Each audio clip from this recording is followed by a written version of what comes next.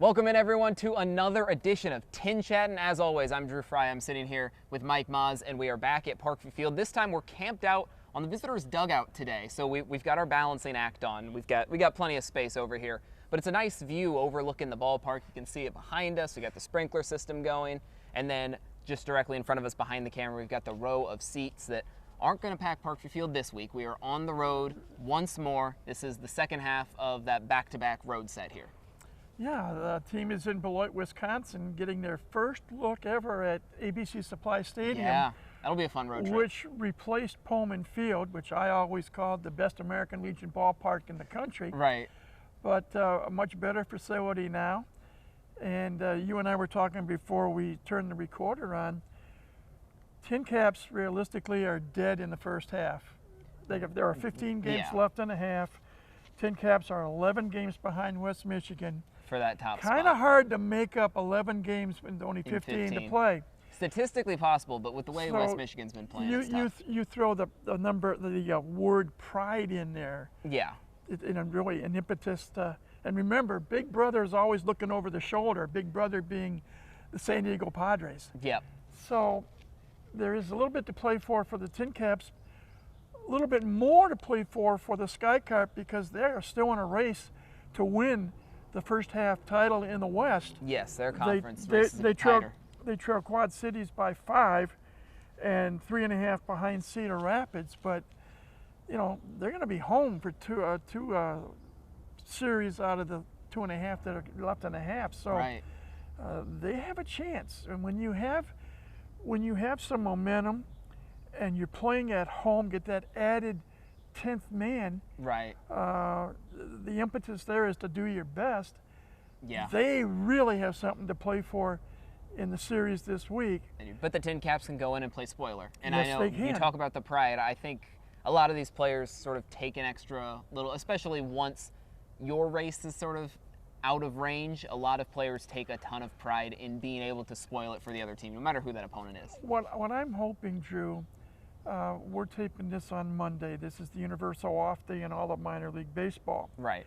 And as you mentioned, it's the back half of the longest road trip of the season. They just completed 6 games at Dow Diamond in Midland, Michigan. Yep. After a heartbreaking loss Sunday. Yeah, that 5-6 losing final. it in the bottom of the 9th inning. Was that the first time the TinCaps have been walked off on this season? I believe so. Yeah, they had the one walk-off themselves earlier. And it was so, the reverse end. Those of you that may have either watched the game on MILB TV or listened to my colleague Jaden Taylor on the radio, situation 2 on, 1 out, bottom of the 9th, tie game, and a pop-up near the mound. Yeah. And you had 4 players converging, but the problem was the pitcher didn't get out of the way. He wanted to join the party. And it was one of those, I got it, no, you take it deals. Yep. Any one of the 4 could have caught the pop-up, and the game would have gone into extra innings. Yeah, that one, communication is TinCaps have key. yet to play an extra inning game this year. Right. And wouldn't you know, the ball drops in for a single, and now all of a sudden, you got the bases loaded, 2 outs. Yep, and it burns you. And they bring up, they brought in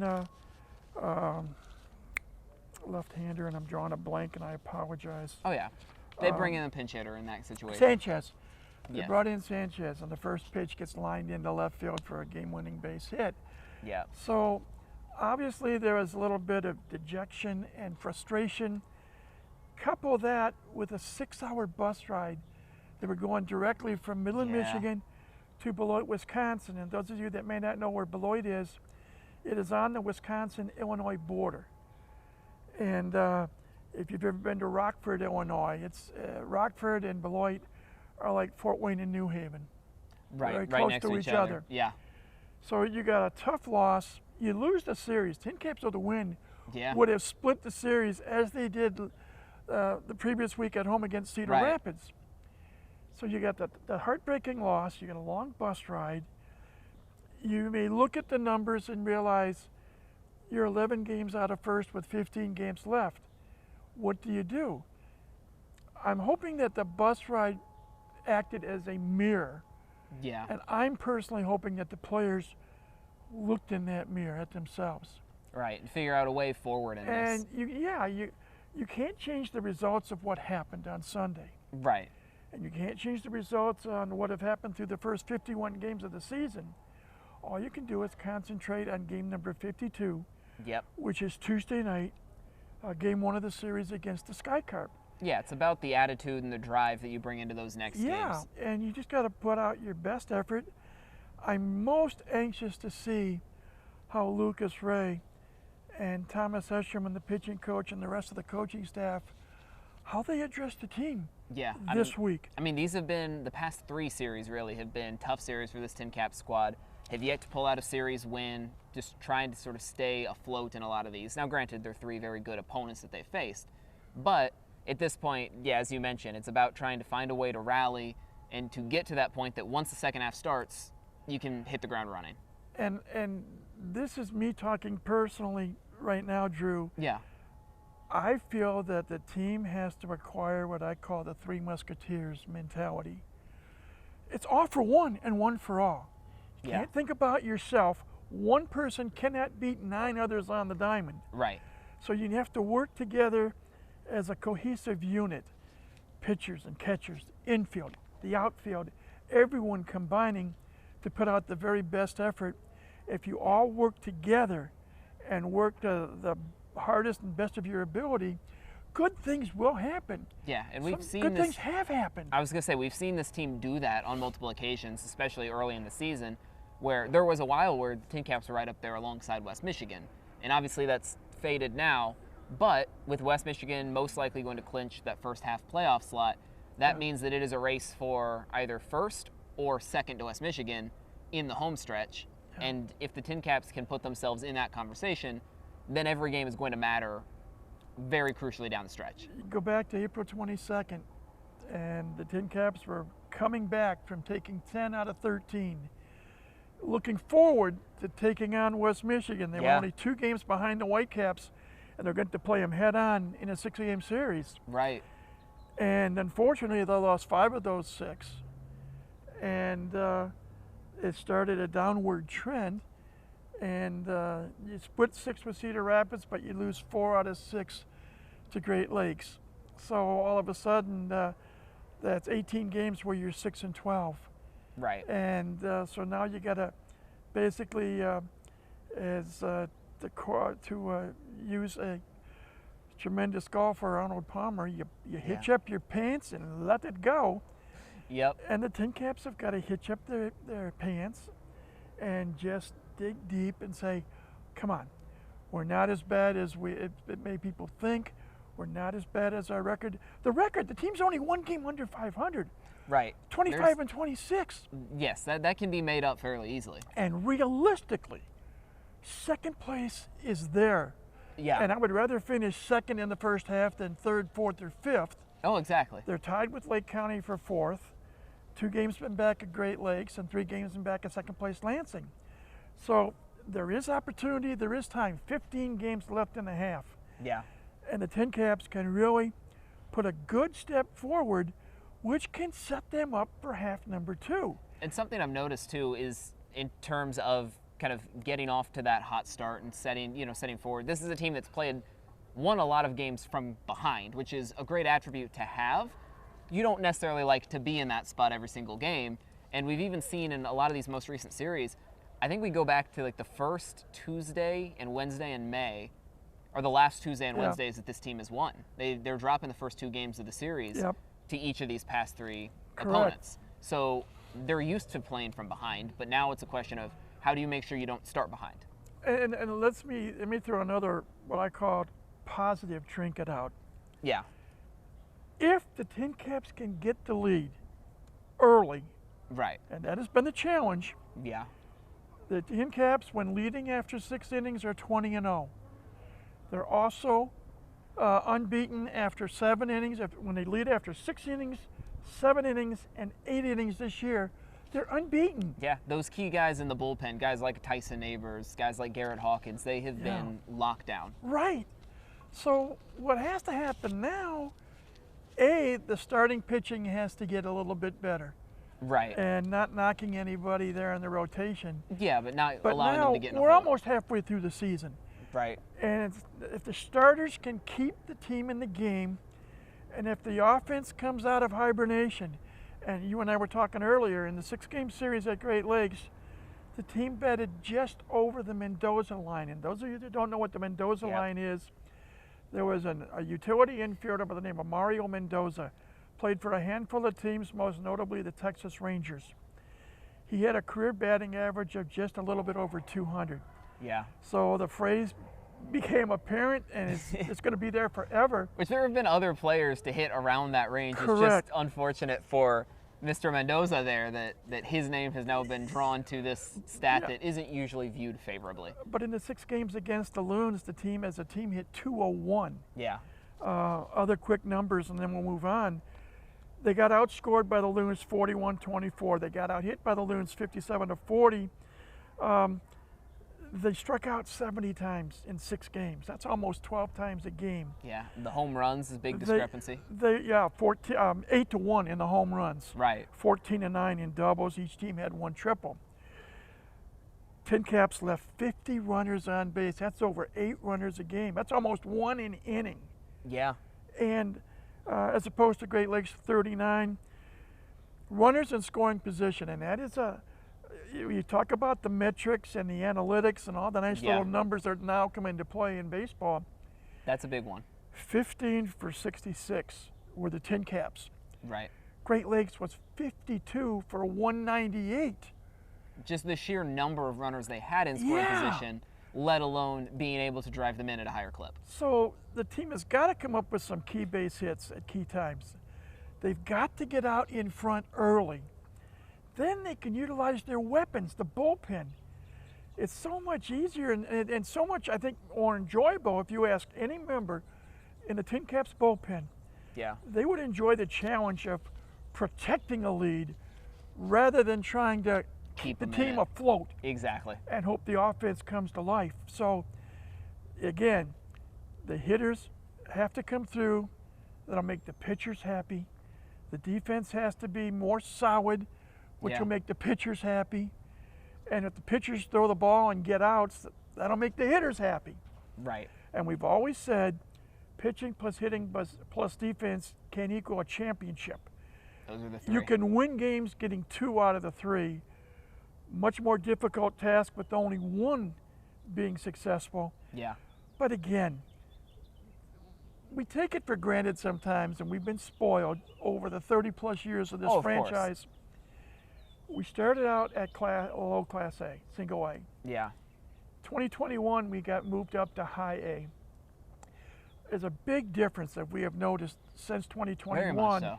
between players at the single A level and players at the high A level. Yes. Most of them are older, they have a little bit more experience, and it seems over the past 2 or 3 years especially, there's been a trend towards drafting college players. Right, who go straight into high A. And NCAA Division I, especially college baseball, it's somewhere between AA and AAA in talent and ability A lot of the top players from college ball are now going straight into that AA, AAA level. They're bypassing Fort Wayne's level of play here.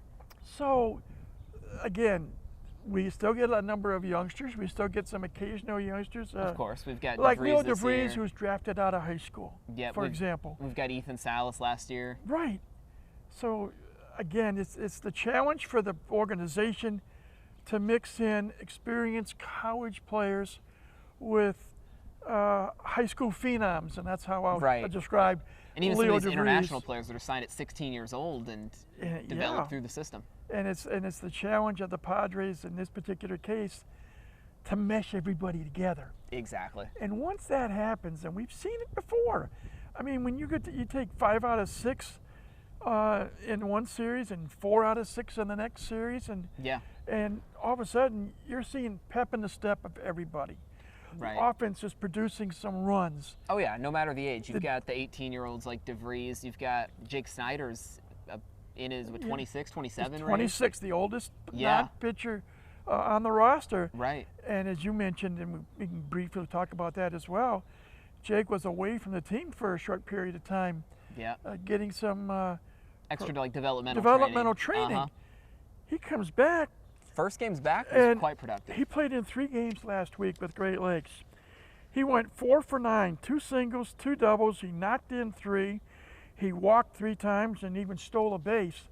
And that's just from the offensive side of things. He also played a solid outfield, left field a game or 2, and in center field for a game. So if he can do it, and we talk about having motivation and impetus, someone takes a look at the birth certificate of Jake Snyder and they say he's 26 years old. He has something to prove. Yeah, and the Padres clearly feel that he can prove it. He wants to show San Diego that he is capable of moving up in the system. Yeah. And that week of training really helped him immensely. Very much so. And we'll see if that can continue this week and next, and then the following week when it finishes off the first half. Yeah, well, speaking of the offense and continuing into next week, we want to see who is going to be sort of the most productive. We're going to take that into our question of the week. This one, a bit of a surprise for you. I know usually we'll discuss these ahead of time, but we've already discussed. I mean, this TinCaps lineup has been slumping as of late. Yeah. I think there's no one hitting above 270 over the span of the full season, but it's about who can step up, who can sort of come around. So throughout this next week, our question is going to be how many members of this lineup, let's say a minimum of like 8 at-bats or 8 plate appearances, so at least playing 2 full games here. Okay. How many members of this lineup are going to hit above 280 for this series? Oh, wow. That's where we're putting the bar this week. Well, let's see. As I use my cheat sheet here, the TinCaps had 4 players that hit above 280 in the series. Now, Linares was 3 for 6. Yep. Snyder was 4 for 9. Brandon Butterworth is one person. In spite of missing the first game of the series because of the injury he suffered. Right, he came back. In the final game against Cedar Rapids. Got some extra base hits. He was 6 for 19 with a triple and a home run. And he also swiped a pair of bases. And he at 316. Braden Carpathios just below the 280 mark at 278, 5 for 18, including a double and 3 runs batted in. So I would like to see Butterworth, Carpathios, and I would love to see either Leo DeVries, who has struggled. Right. Again, he was just 4 for 23 up in Michigan. And Roberts was 4 for 21. And he has to cut down on the strikeouts. He struck out 11 times. Yeah, so one of those 2. In 21 plate appearances. I would like to see at least one of those 2. So those would be the 4 people that I'm thinking of. Okay. That definitely have the capability and the potential. And I may be wishful thinking and hoping here, but I would like to see at least 3 of those 4 hit above 280 this coming week. I think that's a good range. I think that's about the range that I'm into. I could definitely see it out of someone like Butterworth, out of Carpathios. DeVries, the bat's got to come around at some point, and so I'm thinking he's going to do it as well. So those are my 3 that I feel pretty good about, and I feel like there's going to be a 4th. I mean, Snyder did it this week. Yeah. Linares would have if he'd played an extra game, it looks like.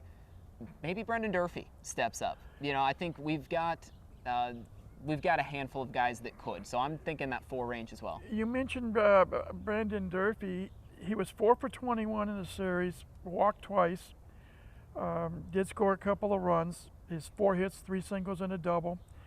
He struck out 7 times. But when I say we, our broadcast crew, right, during the homestand recently completed, talked about the fact that I know I used the term snake bit. Durfee hit the ball hard, hit the ball well. Yes, but seemingly right at somebody. Exactly. And you're right. He has the potential. He's a left-handed bat. Yeah. And we haven't really talked much about it, Drew. If you can swing the bat from the left side and you can hit the ball. That's an attribute. A lot of teams want. That is a surplus. Yes, especially someone who can play catcher, because you don't get very many lefty bats from that catcher position. So we talk about Durfee swinging left-handed. Roberts bats left-handed. DeVries, a switch hitter, will bat left-handed against righties. Yeah. So beware of the lefties this week. That's what we're looking Snyder, does he bat left-handed? I think Jake bats left-handed. I think he can. But you got guys that can turn around, hit from the left side. Yeah. And I know when I played baseball and then later on in life softball, I batted left-handed, and one of the reasons why, I'm a step closer to the first base bag. Yep. And the pitchers have to adjust accordingly. You take any advantage you can get at the plate. And so, yeah, my eyes are just lighting up. I'm just thinking about the possibility this week. Yeah. You talk about Durfee or Roberts or DeVries or Butterworth or Carpathio amongst others, Snyder amongst others. Right. The talent is there. Yes. The ability is there. Truthfully, more experience is needed. And it's not just thinking about crucial situations, it's just playing the game itself. Yeah, but that's what these minor league seasons are for. All about. Every week is another week that we're more experienced here. So I hope that if someone wants to describe me, that I'm a half full kind of guy, because that's how I feel. I can't tell you how many times in the over 20 years I've been blessed to call games here. Hope springs eternal. Of and course. I truthfully, honestly believe in that. And I believe that this team can get going, get it into gear, and start making a lot more positive contributions than they have earlier in the year. And I'm excited for the start of the second half, but we have to play 15 games before that second half can begin. Exactly. So a lot to keep an eye on this upcoming week. A lot week to keep an eye. Yep. Make an impression, leave an impression. Yep. But have fun doing it. And we don't always think about that. And I know management, I know Lucas Reyes talked about it. Eshelman has talked about it with his pitching staff. Yeah. Have fun. Yes. When you're out on the diamond. That's what we're doing. We're sitting up here on top of a dugout just talking TinCaps baseball. Yeah, and having fun doing it, Yeah. as long as we don't fall or wind gust knocks us down. I'm feeling good so far. Hasn't been too windy. Sun shining. I like it. No, good Lord has blessed us with some good weather. Finally. Yep. No more freeze nights or freeze Right. advisory. Well, hopefully that advisories. carries us into our next homestand, which is 7 days away. Yeah, but it's going to be an interesting week up in Wisconsin this week. And don't forget, final homestand of the first half starts a week from Tuesday. Yeah. And who better to come to town than the South Bend Cubs? Yep. Mike Nutter and I talked, as we do on every Sunday home game in our pregame show. Mike even said that we have to go on a search mission. There used to be what we called a traveling trophy between South Bend and Fort Wayne. And the series in the early years dominated by the then Wizards, to the point that South Bend gave up on it, said, you keep the trophy. Yeah. Cubs are struggling this year. They have the worst record in the league at 14-37. Yeah. And they did take 2 out of 6 when they were TinCaps, yes. earlier. They played earlier. Yeah. But you got the state supremacy, the rivalry. Yeah. We talk about rivalry series. Next week is going to be, and we'll talk more about it in depth next week. Of course. Take out Beloit and knock them out of the playoff hunt this week. Yep. And then take frustrations out on South Bend next week. And then you've got some momentum. Then go to Dayton, finish off the first half, and get the second half started with a bang. Yeah. In 2.5 weeks. So yeah, a lot to be excited about. A lot to be excited about. Yep. And with Mother Nature finally cooperating and giving us good weather. Yep. Hopefully the fans will come out as they normally have. And yeah, we'll get some of those summer sellouts going. I always emphasize the 10th man, Drew, because it works. Yes. We have seen it happen. We've seen it in the series against Cedar Rapids, where we felt like that doubleheader day when we won 6-2 in the opening game, and I believe 9-3 in the second game, and coming back and getting some key hits in both games. Right. And all of a sudden, the rally gets underway, and the fans love it. You got the music going, yeah. And Tony Desplaines, and what a masterful job he does controlling the music here at Parkview Field. You put all that together, there's a reason why this organization has called coming out to initially Memorial Stadium and now Parkview Field family fun entertainment. We couldn't make it through an episode of TinChattin without using that phrase. That phrase will never go away, I hope, in the history of this franchise. Family fun entertainment.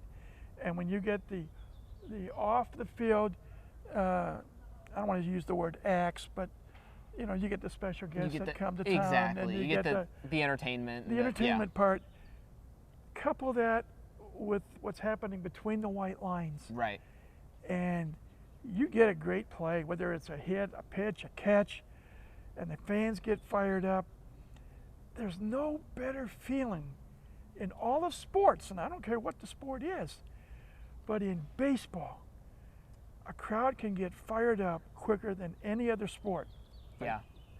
And that's why, come on out, you'll have a great time. You can see some potential major league players in person.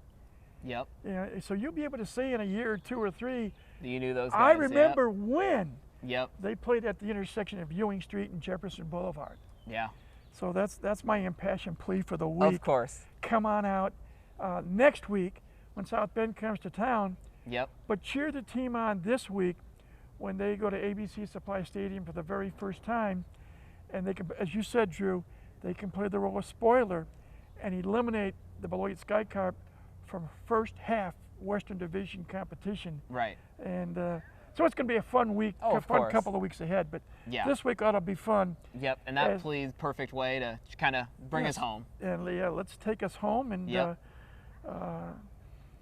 and go have some fun and there you go. Watch or listen to the team in action. Enjoy your family and friends, and then we can talk about it next week. Exactly. All right. Well, that's going to do it for us this week in the meantime. Thanks for joining us, of course. As always, I'm Drew Fry. This is Mike Moz. We'll be back at Parkview Field for the next edition of TinChattin in a week. Until then, enjoy some TinCaps baseball, and we'll see you then.